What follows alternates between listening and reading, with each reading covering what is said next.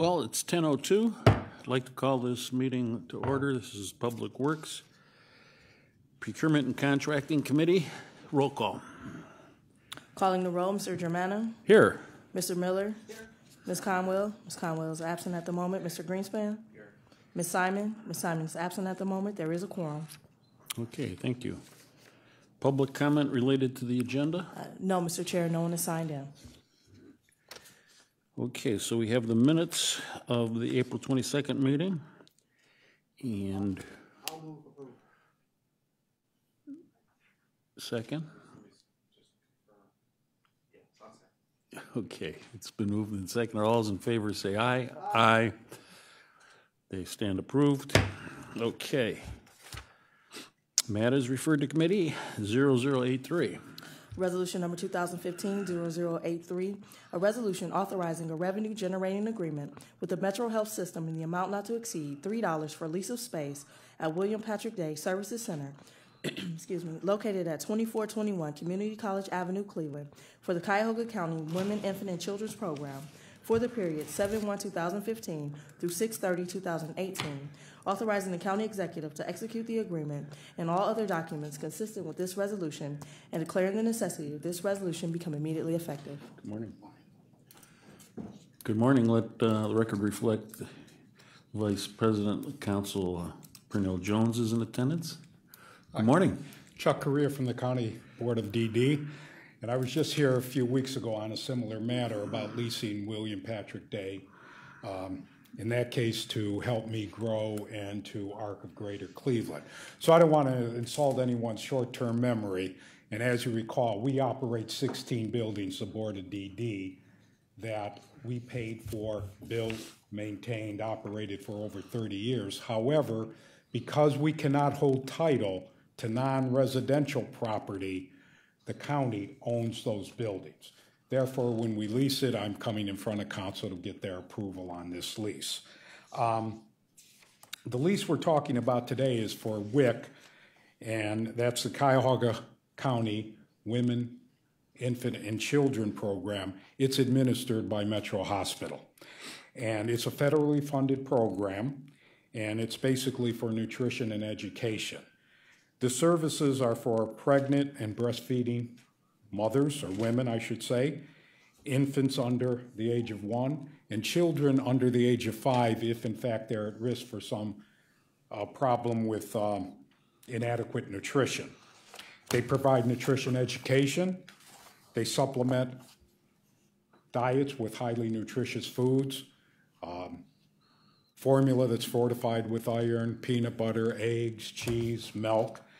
And they also refer the children and parents to other agencies such as Medicaid, if necessary, food stamps, or in some case, pediatric health care. The lease is for 320 square feet of William Patrick Day. Basically, it's one classroom. WIC has 22 sites throughout Cuyahoga County, and this is just one of the 22. The dollar per year is basically, some consideration. However, we consider them to be a fellow county agency, so that really doesn't make sense in our mind to be charging them rent. So that's the rationale behind the $1. In addition to that, the lease makes good sense for a few reasons. Number one, we have Head Start children coming into that building, so those mothers and those children that would be eligible for WIC services are readily available, or WIC is readily available to them.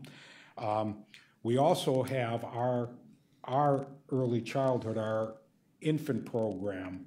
Even though we don't provide services, we have our people housed there. Consequently, oftentimes mothers, their children come in for evaluations, OT, PT evaluations. So again, you have another group of people that we serve coming into that building that may be eligible for WIC services. And finally, it's just a convenient location for those eligible people that live in the central area of Cleveland. So I would ask your indulgence and to approve this to go in front of full council. Okay, thank you. Thanks for the explanation. This is definitely a no-brainer. So, Yeah. Is there any questions from members of the committee? Mr. Miller? What's the square footage? 320 square feet. It's small. Yes, Yeah. it's like one classroom. Yeah, very small. Okay. That's all. $3 seems fair for 320 It does. square feet that's not being used. It's for So- our benefit. It's Okay, a good so thing. It's a good thing. basically when things need to be moved along, we move them along. This looks like July 1st. July 1st. So we'll do second reading if it's all right with the members of the committee, and then we'll go to third reading Okay. in a few weeks. Thank you very much. So I move that this goes to second reading to full council. Second. All those in favor say aye. Aye. Opposed, nay. Motion carries. It's passed. Thank you very much. Second reading. Okay. 037. Ordinance number 2014-0037, an ordinance amending the county's contracting procedures by one, replacing Chapter 503 of the County Code to accept and adopt the county's 2014 Disparity Study and the Community Benefit and Opportunity Initiative Report, and to establish the county's equal opportunity programs, and two, amending Chapter 501 of the County Code and declaring the necessity that this ordinance become immediately effective. Okay, so it's my understanding that what we're here today to do is actually, we have a substitute sponsored by Councilmember Jones to bring it up to what the law department found needs to be changed. Is that correct? That's correct. Okay, so I'll move that we put substitute ordinance, this is 214-0037 for discussion. Thank you, Mr. Chairman. Is there a second? Okay, so it's moving second. We're discussing this. Go ahead. Thank you, Mr. Chairman, and it's a pleasure to be back in the committee of Public Works with my colleagues here. And what we have today, a proposed substitute. As you know, we've been working on our community benefits program and disparity study, and these two items are part of one piece of legislation, and we are currently working to gain as much input and buy-in from the community as possible. And we have been having offline conversations with different stakeholders in the community.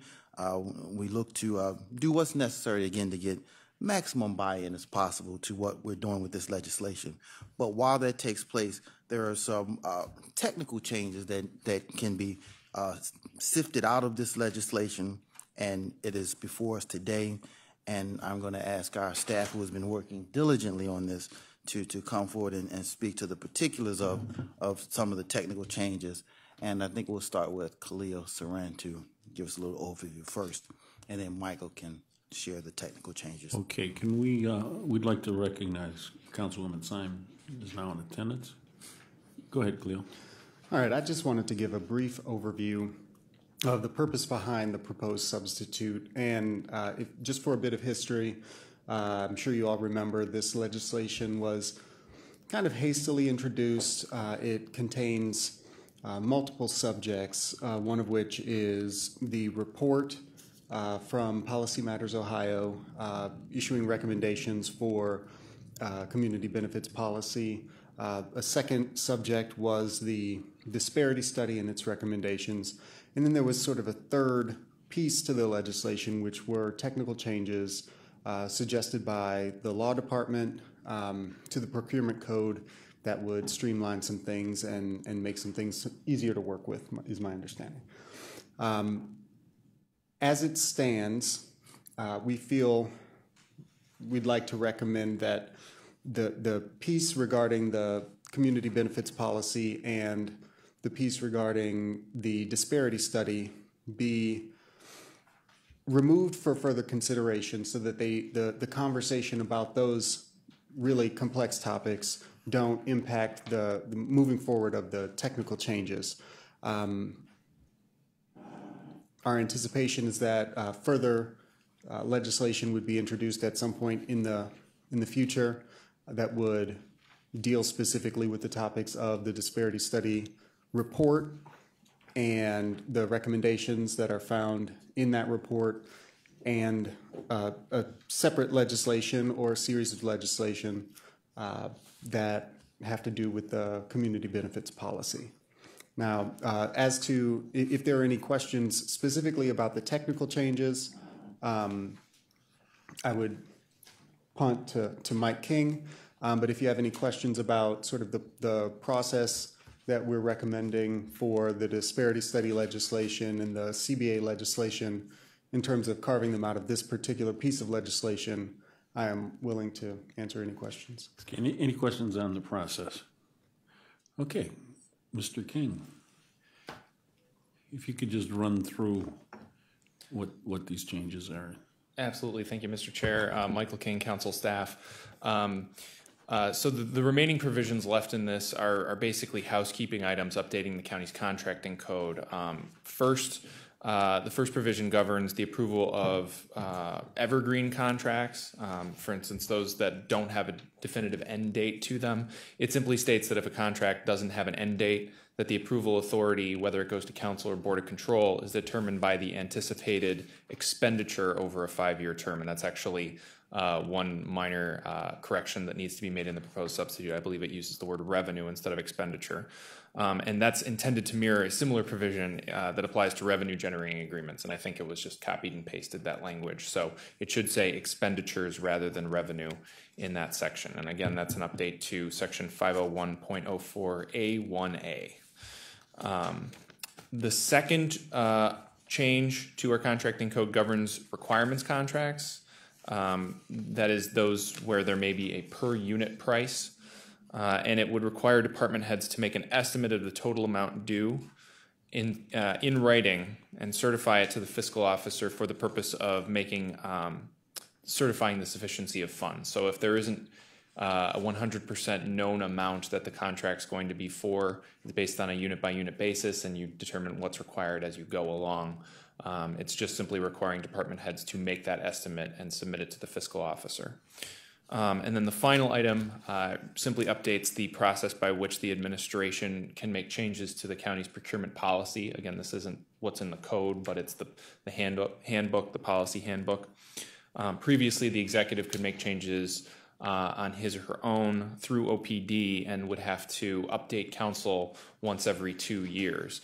What this is now doing is sending it through the administrative rulemaking process that or council approved last fall, and it would provide council an opportunity to get notice and be able to provide some feedback before those policies are enacted, and all of them would be posted in the county's administrative code. So hopefully it's going to be a more transparent, more public and open process. So if any of you have any questions about the content of those revisions, the one request I would make is if the committee is open to it, would be to make that one amendment to section 1, the new section 1 in the proposed substitute, to substitute the word revenue in 1A and 2B with expenditures. Motion to make those amendments as read. Motion is second.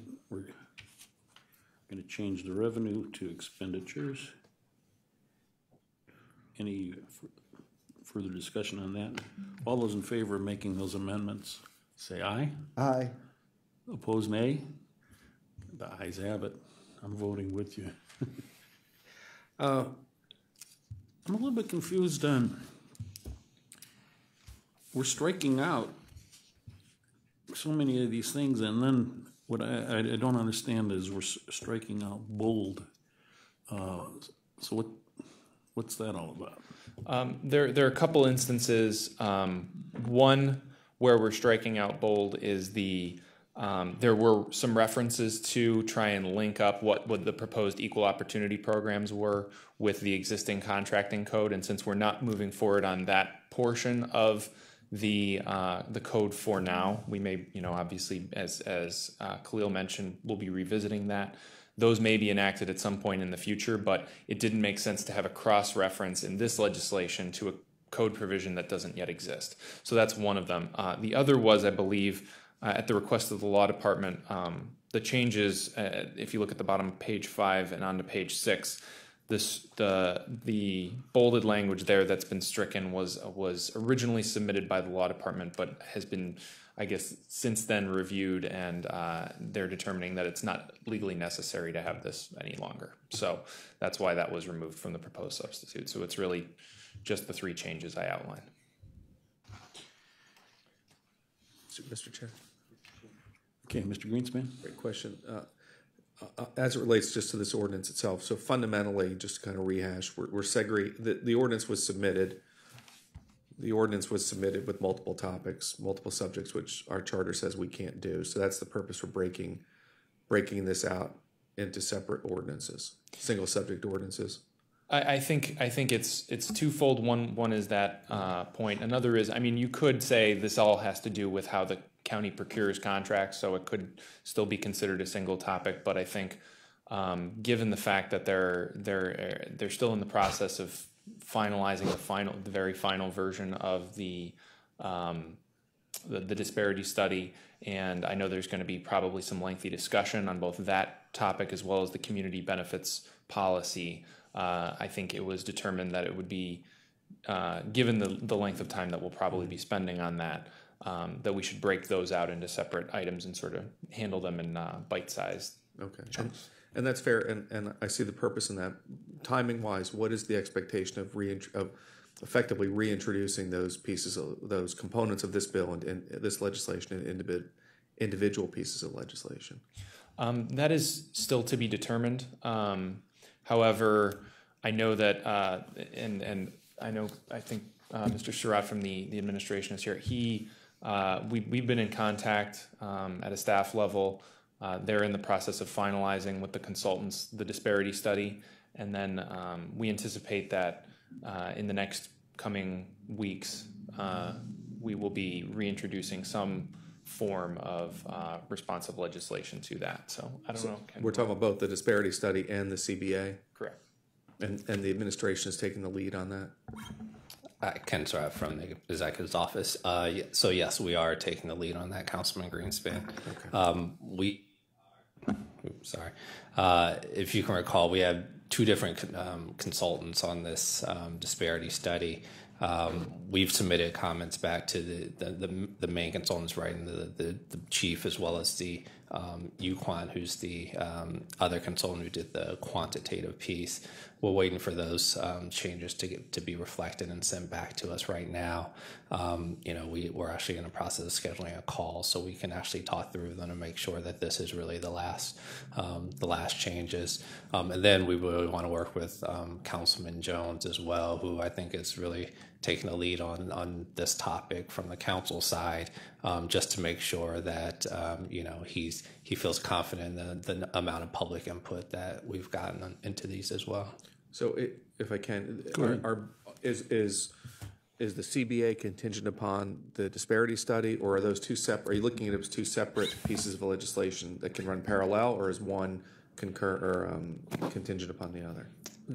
They are 2 separate pieces of legislation. I would say that the CBA, in part, is contingent upon the outcome of the disparity studies. There's references to some of the small business or minority business aspects within that. So the disparity study, they're 2 separate things, but there could be some relationships. So is it your anticipation that the disparity study would be introduced, vetted, and voted on before the CBA is addressed because of the interlocking or interrelated subjects? I don't know if everyone. I would say, but let me go back. It's one piece because it was introduced in December of last year. It's just one piece of legislation, but I think for practicality sense, we really should separate the 2. Oh, no. I'm not disagreeing with the separation. I'm trying to understand the chronology of the reintroduction of these pieces of what we're separating out. So are we saying we'll do the disparity study first, get that agreed upon, voted upon, and then introduce the CBA? Is that the strategy? Yes, disparity first. That makes sense. Mm-hmm. Okay, so what I'm wondering is this legislation needing to be held until we get those other two pieces on board? First, just to clarify, I think that the pieces of legislation that will result from how council and the administration choose to incorporate the recommendations from the disparity study and from the CBA report from Policy Matters, that process is different than, say, a piece of legislation accepting the final version of the disparity study. So there may be legislation sort of officially accepting that report from our consultants so as to create a timeline. This is when the final version of this report was accepted, and then council and the administration can begin to imagine what policy solutions we might find and agree on to address the disparities that were found. So those conversations, that piece of legislation accepting the study, and then a further conversation about what our response to this disparity is a particular process. And then the second process would be the CBA process, and that's another conversation for council and the administration to have, and to include stakeholders and that sort of thing. And the decisions that you guys will make on that will be specific to how you want the county to deal with community benefits. So in terms of timeline, I'm not sure that you can have one contingent on the other. These will all be potentially changes to our procurement code. I wouldn't say that one piece of legislation might not address both issues at the same time, depending on what policy solutions you feel are appropriate. So I wouldn't want to necessarily separate it out that you have to achieve certain disparity study recommendations before you can focus on any community benefit legislation. They may intertwine, but the two studies are separate. Let me revisit, Mr. Chair. What was the question that you? Well, what I'm wondering is, do we need to hold this for any reason, or? I see no reason to hold it. The technical changes are pretty straightforward, and the purpose of separating out the CBA piece and the disparity study piece is so that you can continue to have that conversation without holding up the technical changes. Mr. Chairman. Okay, go ahead. I do have some questions about just plain English things about the amendment. Go ahead, Mr. Miller. I have a couple questions for Mike King.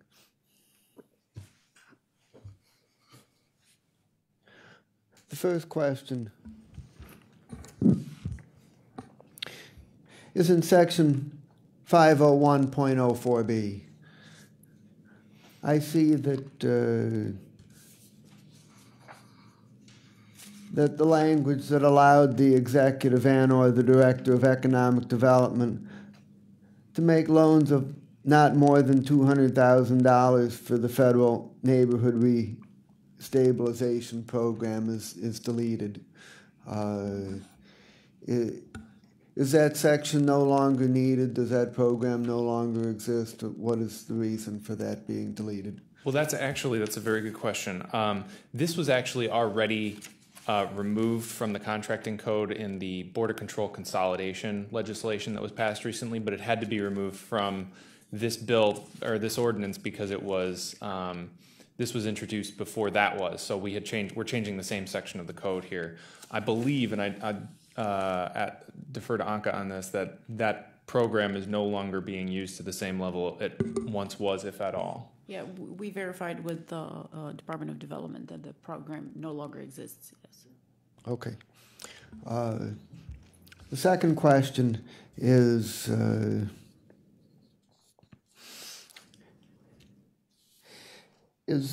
regarding the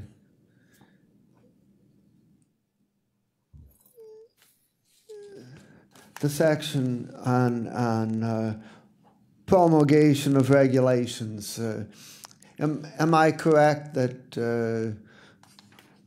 that using Chapter 113 that it specified that any any rules or regulations promulgated would have to be consistent what's in the procurement language in the county code, and that it could not vary from that. Is that correct? That is correct, and there is that governing conflict of law provision in Chapter 113. So any rules promulgated pursuant to that chapter and now this section would be subordinate to or be preempted by language in the county code. Thank you. And finally, in Section 501.18, could you say a little bit more about this provision where the department is going to make estimates on the amount of quantities, which is then going to translate to an estimate of the funds required? Could you explain why that's being done? Sure, and this is a little bit redundant to what's under state law. I think it's more just to shore up the county's procedure as to how we certify these funds. But for instance, say the county entered into a contract to purchase widgets, and we're getting a per unit price for the widget, but we don't know exactly how many widgets we want to buy yet. This is what's traditionally known as a requirements contract. It depends on the county's requirement. Nevertheless, there is in the revised code a requirement for the fiscal officer to certify the sufficiency of funds for any individual contract. So even if a contract doesn't have a not to exceed amount, the fiscal officer still has to certify that there are funds sufficient to pay out that contract. And the estimate provision that we're talking about here is in the revised code as well. But what this is affirmatively doing is saying that for a department head or a department or agency head that wants to enter one of these types of contracts, they have to notify the fiscal officer and provide them an estimate of what the contract amount's going to be so that the fiscal officer can then do the proper certification. Okay. I would just like to make everybody aware that there is this comes up in our audit every year, and there's an ongoing question over whether the fiscal officer has the capability to personally certify all of these contracts, and as the state law reads, that function apparently cannot be delegated, or at least there's dispute over whether it can be delegated. So I just put that out there as this language seems to carry forward the idea that the fiscal officer personally has to do so, or is that not the case? That appears to be the case. Again, I think there's been some exploration as to whether or not that function can be delegated by the fiscal officer. There is some general language in the revised code allowing deputies to perform duties on behalf of their principals if they're properly bonded and that they have, all the proper authorization is there. In this particular instance, it hasn't been tested, and in legal interpretation, the specific governs over the general. So I think there is a difference of opinion, at least amongst some people I've spoken to or heard from in the state auditor's office and from our own internal operations, that there doesn't seem to be a consensus on that. But I think for the short term or the time being, it is prudent and safer to say that as long as the fiscal officer, him or herself, certifies the sufficiency of funds, that there's no question that we're complying with the state requirement. Okay. Okay. On page 4, this section 2. All contracts, purchases, sales, grants provided by the county or loans provided by the county resulting in the county's expenditure more than $500, but not more than $500,000.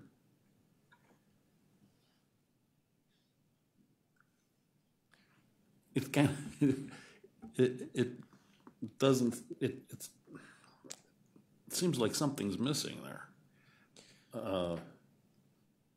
I apologize for this. Yes, that was So B is in reference to these are the types of contracts that have to be approved by the Board of Control. So, and it should include the introductory language there, but for the purposes of just this subsection, it says these are the items that require approval by the county's Board of Control, and then B is all contracts, purchases, sales, grants provided by the county, or loans provided by the county. Okay. Everything you read. So that's the intent of that It line. seemed like, Right. by itself, it didn't.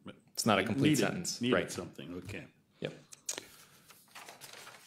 Okay, any other questions on this? So there's no immediate need to change this. I mean, we could go to 3 readings, correct? Correct. Ms. Simon? So once this substitute gets passed out and goes to council, this amends another section, right? We're just adding these technical changes, or are we going to have a separate ordinance hanging out there with these amendments? I mean, these incorporate changes to 501. Correct. So, yeah. Yeah. So these will make those changes to 501, and then subsequent legislation will be introduced related to the disparity So study. this, Community okay. benefits. Yeah. So this will be, once this is passed as substituted or as proposed to be substituted, then it's simply those narrow provisions that we've been talking Yeah. about today, and Okay. then Right, you know, okay. I'm fine. Mr. Chairman. Mr. Miller?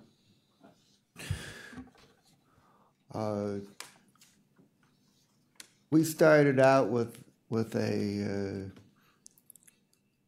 motion to consider the substitute. Should we consider that as a motion to accept the substitute as the version before this committee, which was then amended by putting the word expenditure in 2 places, and then if that motion is approved, then we could have another motion to refer the substitute to the full council. Right. Okay, so is everybody ready to vote on accepting the substitute? Okay, all those in favor say aye. Aye. Opposed, nay. Motion carries. So we have the substitute before us. I'm just wondering if we need to do this by suspension or just go through the 2nd reading and then 3rd reading. Ms. Simon? Mr. Chair, did we amend, we moved to amend already? Yeah, So at the it's part of beginning. the substitute, and then we It just was. need a motion. When I made the motion and Dale seconded to accept the substitute, Okay. but we never voted on that. So now we voted and accepted the substitute as amended. Now it's a question of, do we go 3 readings or, since there's a lot of changes here, I think it would be prudent to let everybody digest this. So I think we should go 3 readings. You wanna make that motion? I would move that we refer this ordinance as substituted and amended to the full council for 2nd reading. Normal process. Okay, it's been moved and seconded. Any final questions on that? Okay, all those in favor say aye. Aye. Opposed, nay. Okay, motion carries. That'll go for 2nd reading. So, Mr. Jones, you want to lay out what your plan and timetable is for handling the other parts of this? Sure, Mr. Chairman. And I have to admit, I've been taking baby steps and moving methodically slow because I want to make sure we get it right. We've seen disparity studies across this nation. They've been challenged. They have had sometimes minor missteps, whether locally or nationally, and could potentially happen here. But my goal is that it not happen. Just as we've been reaching out to the community and stakeholders, certainly internally within the county, we are looking to make sure that we've dotted our I's and crossed out all of our T's. As Ken Surratt mentioned, we do have 2 companies, which is unique, UQuant and Griffin & Strong, who have been helping craft the disparity study. and having two companies has given us somewhat of an opportunity to have a check and balance or a bounce off between the two companies to make sure that we're putting the best product out here. So those conversations have been going on. In the last meeting that I attended with the administration and their staff, we had those conversations around how do we roll this out. To be blunt, some of it is race conscious and some is non-race conscious. The race conscious aspects tend to be the ones that are challenged. So strategies and conversations around those things, how we roll it out, what's the best way, is it as strong as it can be? So those are the conversations that have been going on just internally, as well as the conversations outside of county government with the community stakeholders. So as we do that, my hope is that we move as quickly as possible. When you say, what is the timeline? I could right now maybe set an artificial timeline and say, let's get it done by this date, but I'm sort of hesitant to do that. Let me say this, the next step really is to provide the stakeholders or get my response back from some of these stakeholders as to where they are, and then make a determination if we need to bring everyone together in some type of forum or symposium, maybe right here, and give them a chance to just say how they feel. When I tried it in the committee setting, I felt it was a little too restrictive, and that the public comment section before and public comment section after wasn't enough to let those sitting in the room to have a sufficient input into the process. So I thought outside of that, just have a free conversation. I'll give them the legislation in their hands, which they have now. Allow them, if they want, to give us written response, and then a forum to actually give public comment in a more relaxed setting. Okay, so we may not have to do that if the response I get back from everyone is positive. If we need to take that next step, I'd be willing to take a moment, allow that to happen, and then bring it back into the committee setting and move forward after we've heard from everyone. So that's really been my thought on the process. Okay. So just the question is, we got the community benefits portion, and of course the disparity study. We want to handle those separately. Yes. And you want to have a public hearing, so to speak, so that we could have input outside the committee structure. I want to have the public hearing if I sense it's necessary after hearing back from the stakeholders. So it is something in my pocket. Mr. Miller? First, just a comment that any house is only as strong as the foundation, and I think in this case, the disparity study that we completed provides a very strong foundation. I think that they paid very close attention to the legal requirements for this kind of study and executed it well. So I think we have a very good foundation to work with. My question to Councilman Jones is that if you decide to hold a public hearing to get further input, would you envision that as occurring prior to the legislation being introduced or after the legislation being introduced? I would see it as being prior. Okay. I would like to get their buy-in first and then bring it back to committee with their thoughts. I guess the other question is, there's been some discussion about bonding requirements. So that's another issue that is going to be probably hotly debated. And I know there's interest in the bonding community concerning that, and of course with the different labor unions So I don't know if that would be part of the community benefits discussion or not, but so far there's been the executive has announced an idea. It hasn't been presented to council, so we'll need to find out if that's going to be forthcoming, and we'll take it from there. So I think the community benefits is the next thing. Do you want to have a public meeting on that? Yes. Okay. So we'll have a public meeting on the community benefits first, and then we'll go to the disparity study. Any other questions of the committee? Okay. Any public comment? No, Mr. Chair, no one has signed in. Okay. Well, that concludes our business, so if we could have a motion. Second, all those in favor ending, say aye. Aye, this meeting is closed.